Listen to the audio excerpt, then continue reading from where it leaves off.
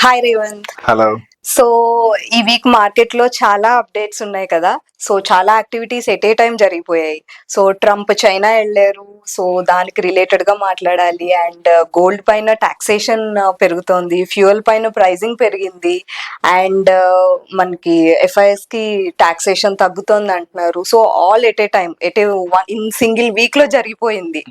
So వీటన్నిటి గురించి మాట్లాడదాము. అండ్ అన్నిటికంటే ముందు అసలు ఈ వీక్ మార్కెట్ పర్ఫార్మెన్స్ ఎలా ఉండింది అండ్ నెక్స్ట్ వీక్ ఎలా పర్ఫార్మ్ చేయబోతుంది అనేది ఒకసారి నాకు అనలైజ్ చేసి చెప్పవా? సో ఈ వారం మార్కెట్ చాలా వాలటైల్ మూమెంట్స్ అయితే కనిపించాయి మనకి. అటు ఇరాన్ అండ్ యుఎస్ కి సంబంధించినటువంటి వార్ ఏ కొలిక్కి రాకపోవటము.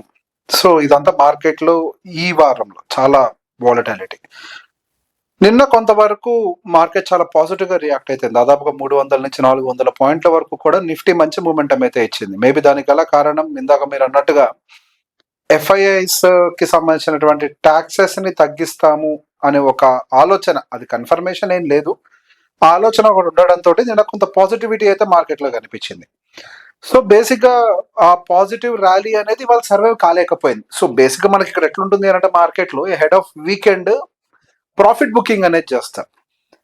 వీకెండ్స్ లో ఎటువంటి న్యూస్ అయినా ట్రిగ్గర్ అవ్వచ్చు. ఇప్పుడు ట్రంప్ వెళ్ళి చైనీస్ ప్రెసిడెంట్ తో మాట్లాడుతున్నారు, ఏదన్నా కొంచెం పాజిటివ్ ఎలిమెంట్స్ కూడా కొంచెం మార్కెట్ లో ఫ్లో అయ్యాయి అనుకోండి. అంటే స్ట్రేట్ ఆఫ్ హార్మోస్ ని ఇద్దరు ఒక కామన్ ప్లాట్ఫామ్ కి వచ్చి ఓపెన్ చేశారు అని అంటే మళ్ళీ ఏమైనా గ్యాప్ అప్స్ లేకపోతే ఏదైనా ఎస్కలేట్ అయితే గ్యాప్ డౌన్ ఇట్లాంటివి ఏమైనా జరుగుతాయన్న భయం మార్కెట్ లో ఉంటుంది. కాబట్టి ఈ రోజు కొద్దిగా ప్రాఫిట్ బుకింగ్ మళ్ళీ కొంతవరకు అయితే కనిపించింది. సో దీనివల్ల ఒక 23,650 ఆ రేంజ్ లో మార్కెట్ క్లోజ్ అవడానికి ట్రై చేస్తుంది. సో ఓవరాల్ గా చూసుకున్నప్పుడు మార్కెట్ మనకి ఈ యుద్ధం మొదలైన దగ్గర నుంచి భారీ స్థాయిలో పతనమైంది అన్న మాటలు అయితే పనికిరావు. గట్టిగా మనకి ఇప్పుడు పీక్ నుంచి ఒక 10%, 11-12% మేబీ మాక్సిమం, అంతకు మించి ఏం పెద్దగా ఏం మనకి ఇప్పుడు ఇవాళ క్లోజింగ్ చూసినా గానీ పెద్ద ఎత్తున కరెక్షన్స్ జరిగినట్టుగా అయితే ఏం లేదు. కొంతవరకు ఈ వారంలో మన mid and small cap segment లో సెల్లింగ్ అయితే కనిపించింది. నిన్న పెరిగినప్పుడు కూడా mid and small cap segments పెద్దగా ఏం కాంట్రిబ్యూట్ చేయలేదు. మనకి నిన్న ఓన్లీ నిఫ్టీ 50 మాత్రమే కొంతవరకు పెరిగింది. మేబీ మార్కెట్ ఏదైనా డైరెక్షన్ తీసుకోవాలి అని అంటే మాత్రం డెఫినెట్ గా ఈ వార్ అన్సర్టనిటీ అయితే డెఫినెట్ గా కొలిక్ అయితే రావాలి. సో డెవలప్మెంట్స్ అయితే జరుగుతున్నాయి, we have to wait and see అవి ఎటువైపుగా మారుతాయి అనేది. సో ట్రంప్ చైనా వెళ్ళారు కదా, సో దాని వల్ల ఇంపాక్ట్ ఏదైనా ఉంటుంది అనుకుంటున్నా? యా, సో సహజంగా పాము ముంగిస లాంటి వాళ్ళు అమెరికా అండ్ చైనా దాదాపుగా పడనట్టుగానే బిహేవ్ చేస్తూ ఉంటాయి. అసలు మన టారిఫ్ రిలేటెడ్ ఇష్యూస్ మొదలైనప్పుడు కూడా గమనించాం, చైనాని విపరీతంగా ప్రెషర్ పెట్టే ప్రయత్నం చేశారు. చైనా ఎక్కడ కూడా కాంప్రమైజ్ కాలేదు. పోటాపోటీగా వాళ్ళు ఎంత ట్యాక్స్ వేస్తే వీళ్ళు కూడా అంత ట్యాక్స్ వేసుకుంటూ వచ్చారు. అమెరికా ఎంత వేస్తే చైనా కూడా అంత వేసుకుంటూ వచ్చింది. నువ్వెంత అన్న దగ్గరకు వచ్చారు. లాస్ట్ అమెరికానే తగ్గింది 4 అడుగులు వెనక్కి. బట్ రీసెంట్ గా కొద్దిగా ఇండియాతో కొన్ని మంచి టర్మ్స్ అన్ని కూడా బాగుండి మన టాక్సేషన్ ని కూడా when compare to China lower taxation లోకి మనం అయితే వచ్చాం. It's a good thing. అదంతా బాగుంది అనుకునే టైంకి యుద్ధం అంతా కూడా మళ్ళీ మొదలైంది, మార్కెట్ ని మళ్ళీ హ్యామర్ చేయడం కూడా మొదలు పెట్టింది. సో ఇప్పుడు అమెరికా చైనా తోటి సంబంధాలను మెయింటైన్ చేసే ప్రయత్నం చేస్తుంది. సో బేసిక్ గా మొన్నటిదాకా జరిగినటువంటి గొడవలు ఏంటి, ఎన్విడియా చిప్స్ ను కూడా అసలు అమెరికాకి ఇవ్వద్దు, చైనాకి ఇవ్వద్దు అని చెప్పేసి అమెరికా శాంక్షన్లు పెట్టింది. అప్పుడు వెంటనే చైనా కూడా మా రేర్ ఎర్త్ మినరల్స్ ని మీకు ఇవ్వము అని చెప్పేసి వాళ్ళు మాట్లాడారు. సో ఇట్లా రకరకాలుగా ఒకరికొకరు గొడవలు పడుతూనే ఉన్నారు. ఇక మన ట్రంప్ పెద్ద ముత్తేదు ఇది ప్రపంచానికి, ఒకసారి పెట్టుకుని పోయాడు.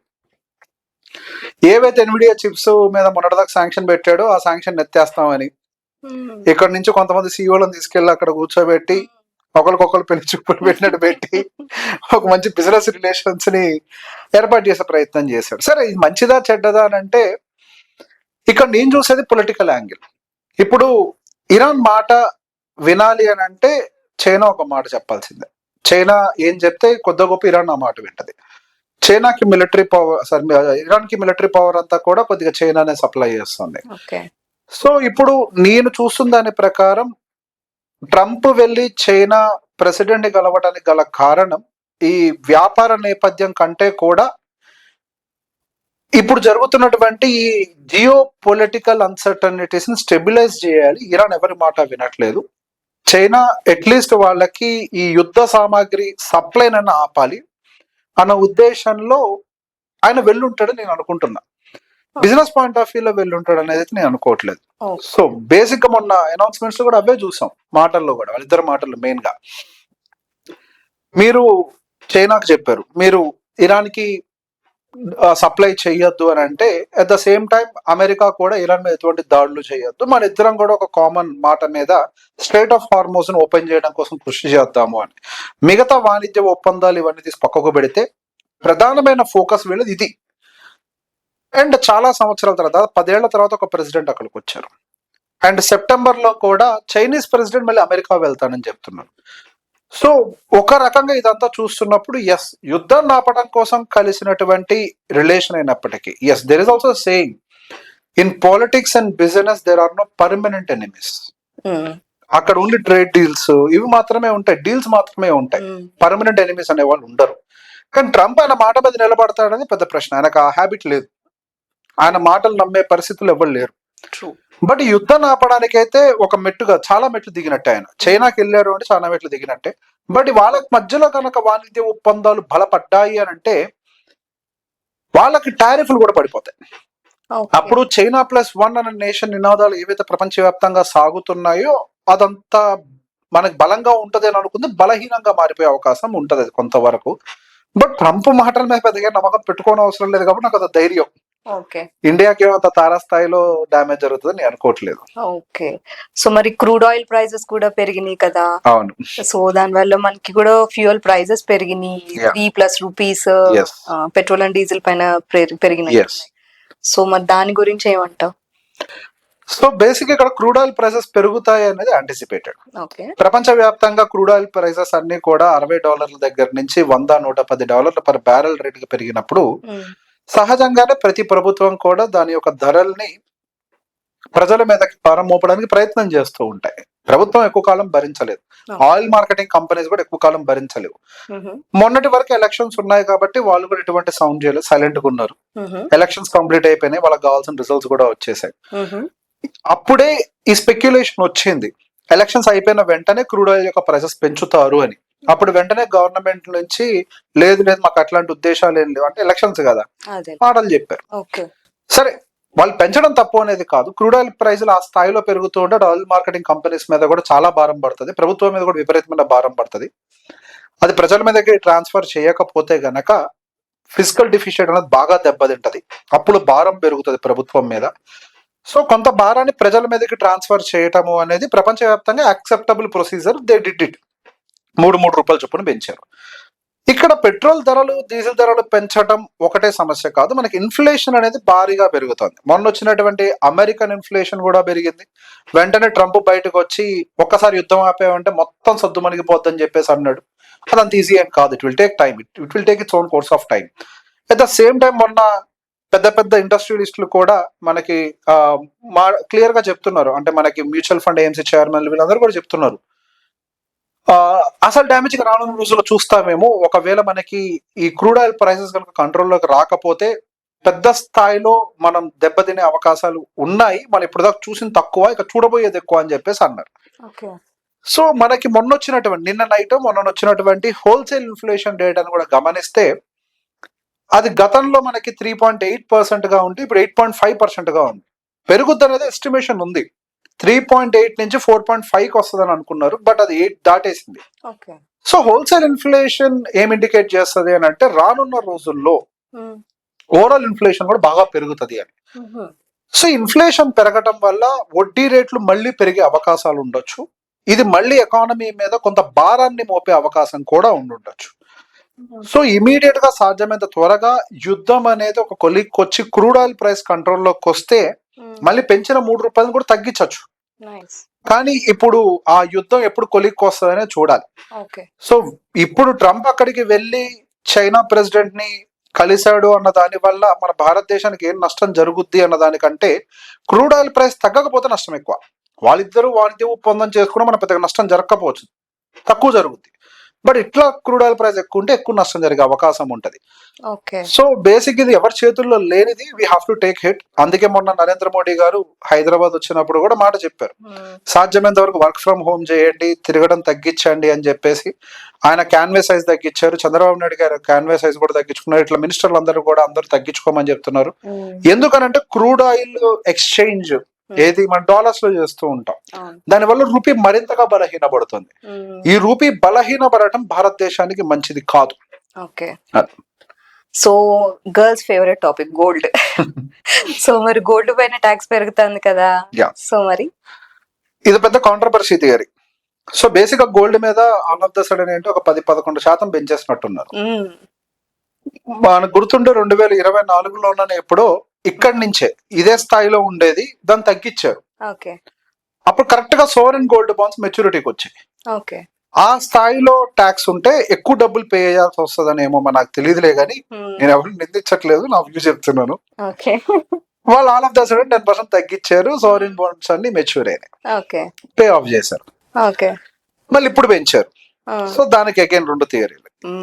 ఒకటి, వాళ్ళు చెప్పేదాని ప్రకారం గోల్డ్ యొక్క పర్చేసెస్ తగ్గించాలి అని. కానీ నాకున్న అంచనా మేరకు ఇండియన్స్ టాక్సెస్ కి సంబంధం ఉండదు. గోల్డ్ టాక్సెస్ ఎలా ఉన్నా గోల్డ్ అయితే కొంటారు. సో గవర్నమెంట్ కి ఆల్రెడీ భారం చాలా పెరుగుతోంది కాబట్టి, one of the highest consumed item is gold కాబట్టి, ఆ గోల్డ్ మీద అట్లీస్ట్ ట్యాక్స్ పెంచితే ప్రభుత్వం మీద భారం ఏదైతే పడుతోందో ఈ డీజిల్ వల్ల, ఈ పెట్రోల్ క్రూడ్ ఆయిల్ వల్ల, అది కొంత తగ్గే అవకాశం ఉంటదనే ఉద్దేశంలో నేను పెంచారు అనుకుంటున్నాను. ఇది రానున్న రోజులు తగ్గిస్తారని ఖచ్చితంగా తగ్గింది. అంతకుముందు తగ్గించింది కూడా నా అంచనా మేరకు సోవరెన్ గోల్డ్ బాండ్ దృష్టిలో పెట్టుకొని, అంత మించి ఇంకోట్లేదు. సో రానున్న రోజుల్లో ఈ టాక్సెస్ తగ్గించే అవకాశం అయితే లేదు, టాక్సెస్ ఆ స్థాయిలోనే ఉంటాయి. And gold point of view మనం గమనించినా కానీ ఈ డాలర్ పెరుగుతూ మనకి యుఎస్ బాండిల్స్ అనే స్ట్రాంగ్ రిటర్న్స్ ఇస్తున్నంత వరకు గోల్డ్ అనేది ఇంతకు ముందు చూసినట్టుగా రిటర్న్స్ అయితే ఓకే. సో మరి ఇప్పుడు ఎఫ్ఐఎస్ కి టాక్సేషన్ తగ్గుతోంది కదా, సో మరి దాని గురించి ఏమంటావు?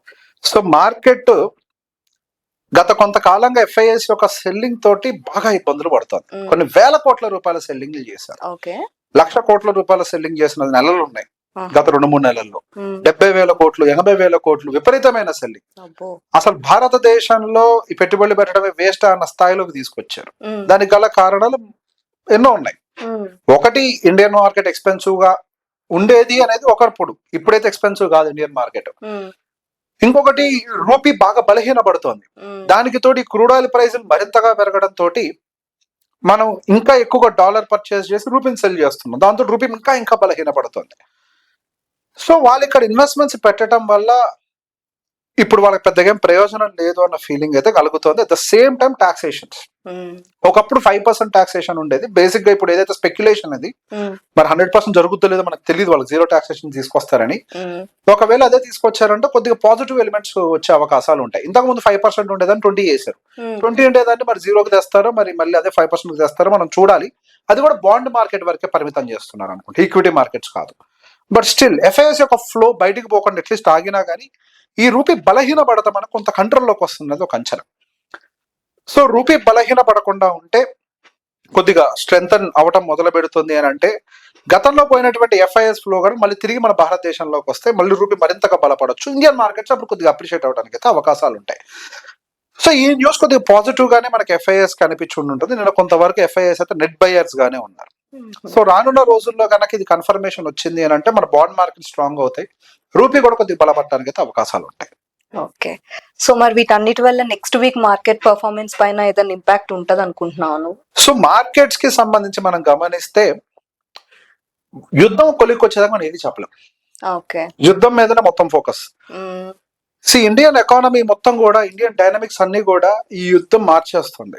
ఈ high inflation, this high inflation can lead to high interest rates. So ఇదంతా కూడా ఇండియన్ డైనమిక్స్ నే మారుస్తుంది. సో యుద్ధం ఒక టైంకి కొలిక్కి వస్తేనే మనకి ఏదైనా పాజిటివిటీ ఉండొచ్చు. బట్ వెరీ గుడ్ థింగ్ ఏంటి అంటే మార్కెట్స్ పడట్లేదు, అది చాలా పాజిటివ్ ఎలిమెంట్. అది మార్కెట్స్ కి కొంచెం గుడ్ న్యూస్ దొరికితే చాలు పైకి ఎక్కడానికి సిద్ధంగా ఉంది. ఆ గుడ్ న్యూస్ మాత్రం ఖచ్చితంగా అది యుద్ధం వైపుగానే ఉంటుంది. ఇప్పుడు మార్కెట్స్ మనకు దాదాపు ఆల్ టైమ్ హై నుంచి 10% లోలో ఉన్నాం. గత 2 సంవత్సరాల నుంచి ఎటువంటి రిటర్న్స్ లేవు. అటు మ్యూచువల్ ఫండ్ ఇన్వెస్టర్స్ కానీ, స్టాక్ మార్కెట్ ఇన్వెస్టర్స్ కానీ కొద్దిగా సఫర్ అవుతున్నారు. ఇక ట్రేడర్స్ అయితే ఆబ్వియస్ గా బుక్ అవుతున్నారు, వాలటాలిటీ బాగా పెరుగుతుంది. సో బేసిక్ గా సాధ్యమైనంత వరకు ట్రేడర్స్ ఇటువంటి మార్కెట్ లో చాలా కాషియస్ గా ఉండాలి. ఆప్షన్ సెల్లర్స్ అయినట్లయితే చాలా దూరం వెళ్ళి అమ్ముకోవాలి. ఆప్షన్ బయర్స్ ఇంకా జాగ్రత్తగా ఉండాలి, because premiums are very high. India VIX పడ్డది అని అంటే ప్రీమియమ్స్ అని కరిగిపోతాయి. సో బేసిక్ గా మార్కెట్ చాలా చాపీగా మారిపోతుంది. ఇన్వెస్టర్స్ పేషెన్స్ అనేది చాలా టెస్ట్ చేస్తుంది. But the same time I can say this is the time to invest. So market cheaper price లో ఎక్కువ కాలం ఉంటుంది అని అంటే మంచి రోజులు వచ్చినప్పుడు పరిగెట్టడానికి కూడా చాలా హై ప్రాబిలిటీ ఉంటుంది. So this is the right time to invest Yes, finally. Okay, yeah, thank you.